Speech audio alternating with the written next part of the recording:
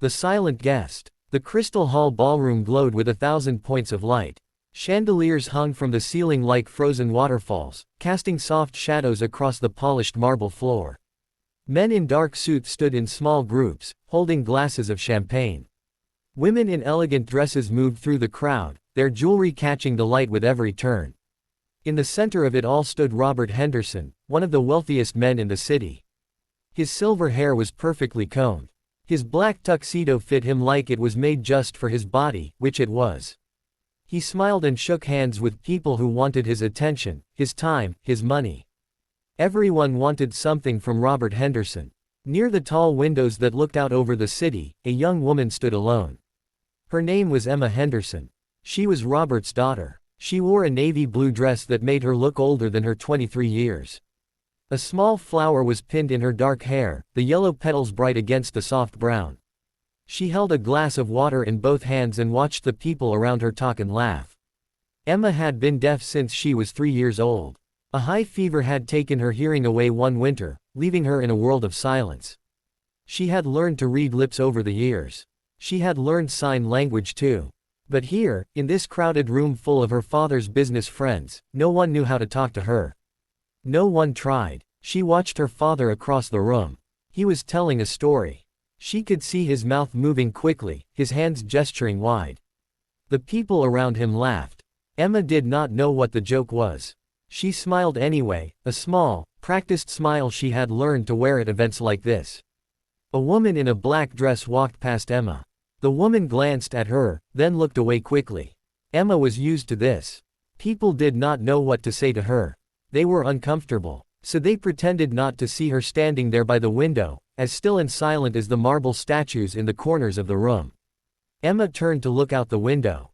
The city stretched below, millions of lights spreading out like stars fallen to earth. She wondered about all those people down there, in their homes and cars and restaurants. She wondered if any of them felt as alone as she did in this room full of people. Behind her, the party continued. Waiters in crisp white shirts moved through the crowd with trays of food. A string quartet played music she could not hear but could feel, faint vibrations through the floor. Her father's voice carried across the room, though to Emma it was just the movement of his lips, the rise and fall of his shoulders. The evening wore on slowly. Emma moved from the window to a chair near the wall. She watched the party like it was a silent movie, trying to understand the story from the actors' faces alone. Sometimes someone would nod at her as they passed. Sometimes they would smile. But no one stopped. No one stayed. Near the back of the room, a door opened. A man in a simple blue work shirt stepped inside. He was not wearing a tuxedo. His clothes were plain and clean but clearly meant for working, not for parties. This was Marcus Rodriguez. He worked as a janitor in the building. He had been cleaning the hallways upstairs and had come down to empty the trash bins in the kitchen area. Marcus stood in the doorway for a moment, taking in the scene. All these rich people in their expensive clothes. He knew he did not belong here. He was just about to turn and go back through the service entrance when he saw Emma sitting alone by the wall. Something about the way she sat there, so still, so separate from everyone else, made him pause. He recognized that look. That feeling of being in a room full of people but completely alone. He had felt it many times himself, an immigrant in a country where he had once struggled with the language, where people sometimes looked through him instead of at him. Marcus watched Emma for another moment. She was looking at her father again, who was now standing with a group of important-looking people. Robert Henderson was laughing, his head thrown back. Emma's face held such sadness, such longing, that Marcus felt his heart squeeze tight in his chest. He made a decision. He straightened his shirt and walked into the ballroom. People stepped aside for him automatically, assuming he was there to clean something. Marcus walked past the groups of talking people, past the waiters with their trays, straight to where Emma sat. When his shadow fell across her, Emma looked up. She saw the blue work shirt first, then the man wearing it. He was maybe 40 years old, with kind eyes and dark hair just starting to gray at the sides.